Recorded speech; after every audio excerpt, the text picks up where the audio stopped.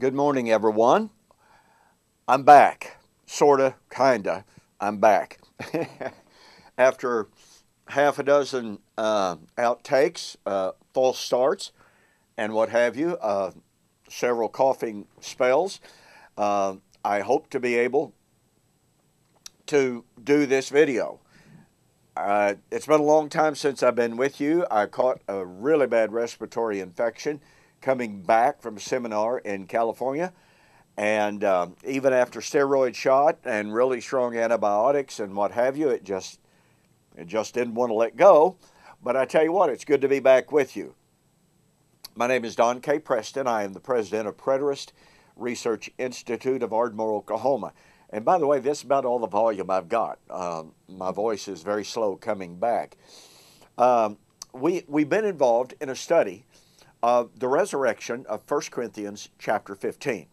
I've been sharing with you the parallels between 1 Corinthians 15 and Romans chapter 8, focusing on Romans chapter 8 and what it said. Now, very, very, very few scholars doubt or deny that connection, that parallelism.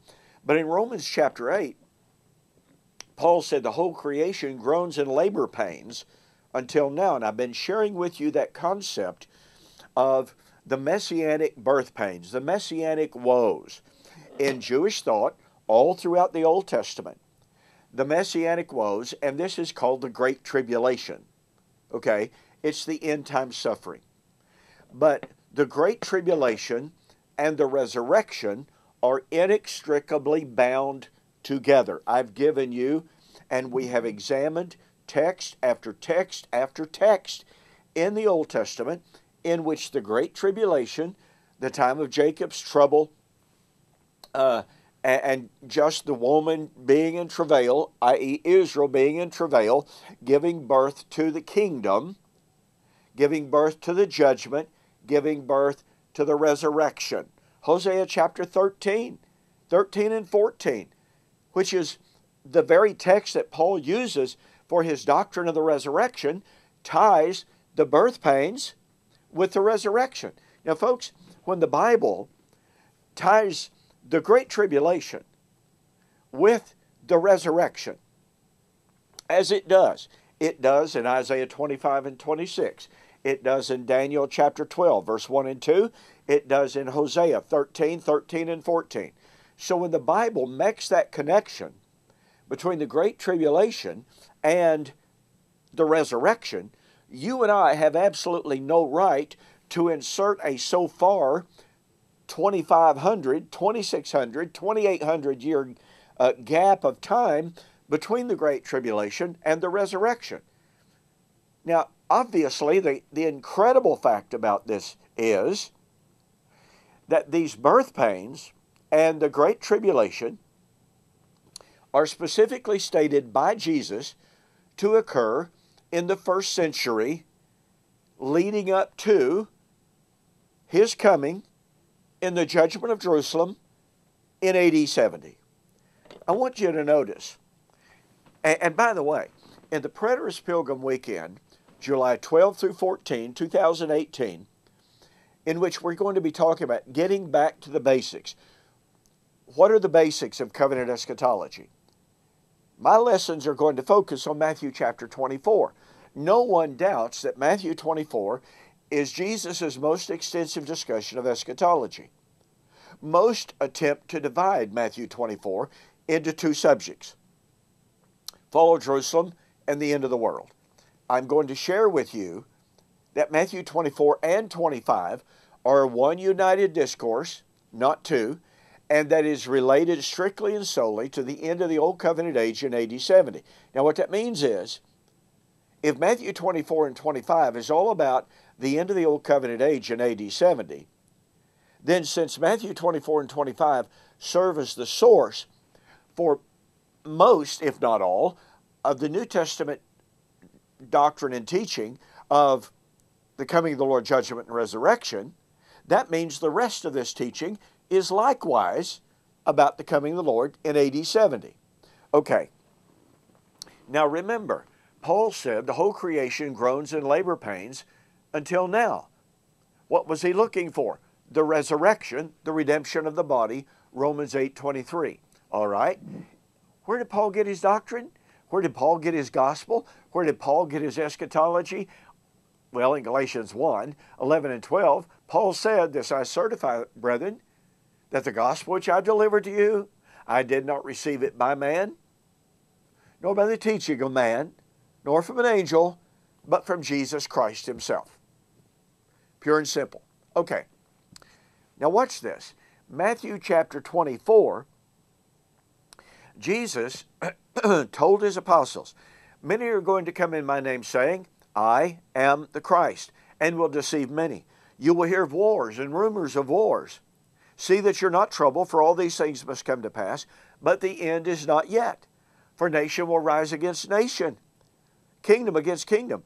There will be famines, pestilence, earthquakes, various places." Watch this. Catch the power of it.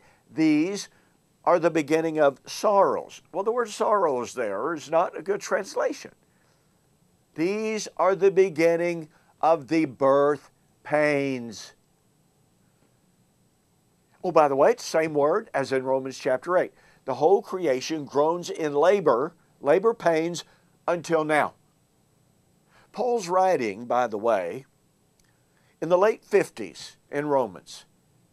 And in the late 50s, all of the things that Jesus mentioned in Matthew chapter 24 were taking place in the Roman world. So here's Paul writing in the 50s at the time when everything Jesus foretold was taking place, and he says the whole creation groans in labor pains until now. What were the labor pains to bring forth? The resurrection. But he got that from Matthew chapter 24, where Jesus said all of those things, wars and rumors of wars, famines, earthquakes, perils, etc., were the beginning of the birth pangs. The birth pangs of what? The kingdom, the judgment, the resurrection. Now, folks, if the birth pangs of Matthew chapter 24 are the birth pangs of Romans chapter 8, then since Jesus said, okay, these are the beginning of birth pangs, and Paul said the birth pangs are here, then that meant the resurrection was to happen in that generation. Why? Because Jesus said in Matthew 24, verse 34, "Verily I say unto you," look, anytime Jesus said, "Verily I say unto you," you can take it to the bank.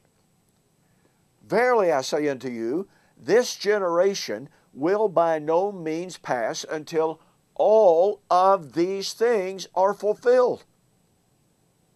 The Great Tribulation, the birth pangs of Messiah they were in that generation. Since the Great Tribulation and the resurrection are inextricably bound together, more on that in our next video, then that means the resurrection, the judgment, the coming of the Lord, and the kingdom was to be in the first century at the time of the fall of Jerusalem in AD 70. Let me encourage you to get a copy of my book, The Resurrection of Daniel, chapter 12, verse 2, Fulfilled or Future. In this book, I chronicle text after text after text that links the Great Tribulation with the resurrection.